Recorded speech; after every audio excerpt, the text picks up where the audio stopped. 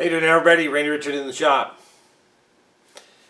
Well, I'm finally getting some work done here in the shop on the VFD for the surface grinder. Run through what I did, making up the box. No wiring yet. Logging's done. We have a huge burn pile, but we're getting rain today. But we're probably not going to burn it till winter. It's awfully large. It's as big as my shop, if not bigger. It's a huge pile. So we're probably going to wait till we get several feet of snow on the ground and snow in the trees and things like that, and before we light it off. It's just even we're getting some good rain, but it's just not wet enough still. The ground is so dry. I burned a bunch of little piles here just the last couple of days, so we're just going to wait. But anyway, the logging went well. We took out 50 loads between our five properties. My other neighbor, I'm sure they took out 15 or 20 loads up there at least, my other neighbor. So, we're talking 70, 75 loads between 6 of us here. So that was pretty good. They're just down the street now. Moving on to other people's folks, properties. And they just picked up some other folks who have 500 acres just down the road from us, about a mile and a half or so, and they're going to be starting down there soon. So that's good for the logging outfit. That's a Bamford logging. Anyway, let's get on with the box. Also, bash. Remember the bash. June 25. I hope you guys can come, or hope some of you can come. It's a fun time. It's fun to meet all the YouTube creators, and it's fun for the creators to get to meet some of the viewers. It's very interesting to talk to what other people are doing out there and in their shops, especially in their home shops. I really enjoy that. Also, update on Scribes and Dovetail cutters. I have 3 Dovetail cutters left, 1 5/8 and 2 9/16 shanked ones. Now, different sizes in the shanks, but the cutter itself is the same size.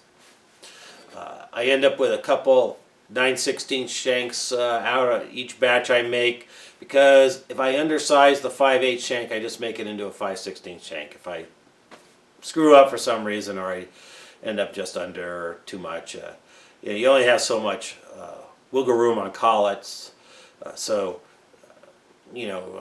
It's about plus or minus 2 on the shanks for collets to still grab them and such. So I always within usually plus or minus 2, always. So if I'm out of that tolerance, I'll make it a 9/16 shank, and some people have actually asked me to make 1/2-inch shanks for them. Now, I don't think I would go much less than a 1/2-inch shank on one of these. Somebody just asked me if I could make a 3/8 shank one for a small tag machine. It's a single cutter. It only has one insert. It's a single insert cutter, and it's probably a bit large for a tag machine. You'd have to run a really high RPM, which you can do, and take very light cuts for being such a large cutter in a light machine like that.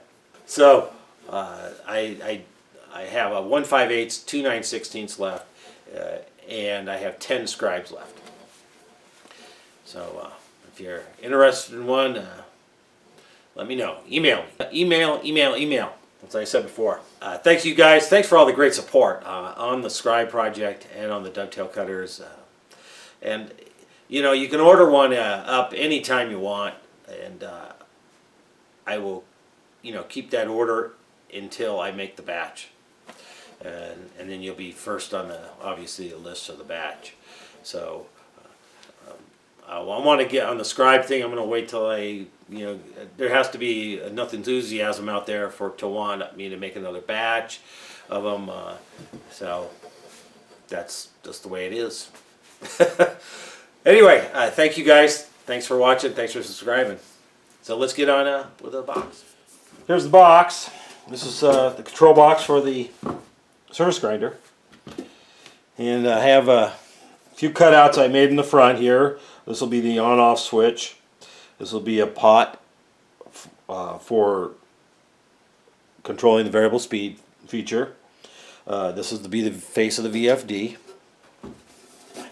On this side here, I put in an inlet for cooling air.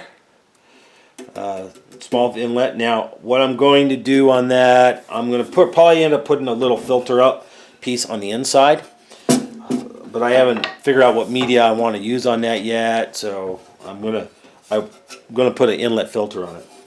Because on this side, I got a big hole, 4.5 inch hole there, and I'm gonna have a muffin fan on the inside, exhausting the air to help have a flow through for the cooling. And I have 2 holes here in the bottom for the cable in and out, power in and power out. Inside, now I did not put a back panel in here to mount the components onto because I wanted that little extra depth, that extra 1/2 inch of depth for the VFD. It just comes through the panel. It's a 110 volt AC muffin fan. It's going to go on there, and I made up a nice little cover for it. I used a handheld Whitney punch that Tom Lipton sent to me.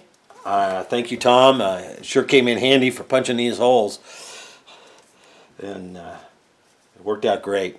I'm just mounting all this with 832 screws and nuts on the inside here. We're having the connections out in the front here so they're easy to get to. Now also on the inside, I did put a small terminal strip I'm going to be using down in here. Down in the bottom there. Oops.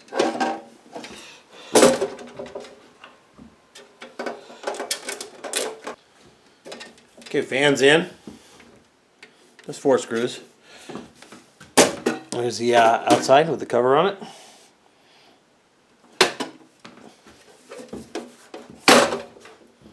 These are cord grips, strain relief type that will grip the cord tight.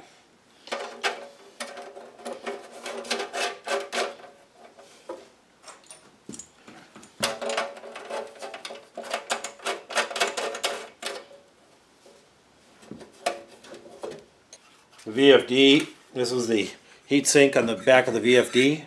This also has its own fan right here. Now that's thermally controlled, at least it's programmable within the VFD. You can have it come on when it only needs to come on. You can have it run all the time, things like that. But I'm going to have this one run all the time.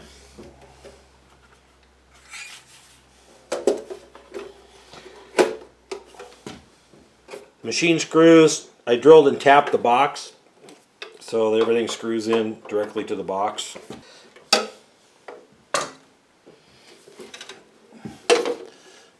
See how all that fits. And a couple of folks mentioned I'm using kind of a small box, but that's why I'm using an auxiliary cooling fan for this. Otherwise, you'd end up having an awfully large closed box. Otherwise, you'd have to have an open box with vents and stuff on it. But I mean, I put my own vents, but I'm going to have a cooling fan anyway. And because you're going to run a surface grinder, you could run it for an hour or more, pretty easily. Have not made a knob for the pot yet.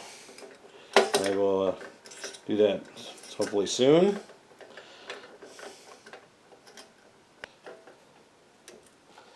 That'll work for now.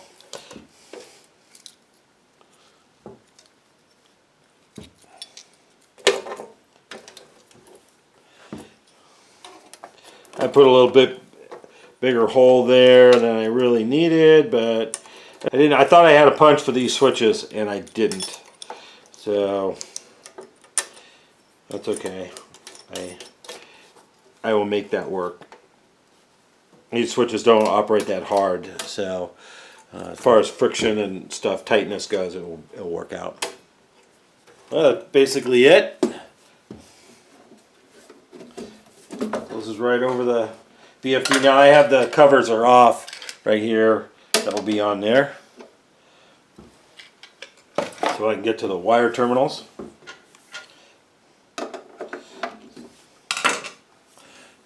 There we go. Boxes together. Just got to do the wiring. Think it's going to work out pretty good.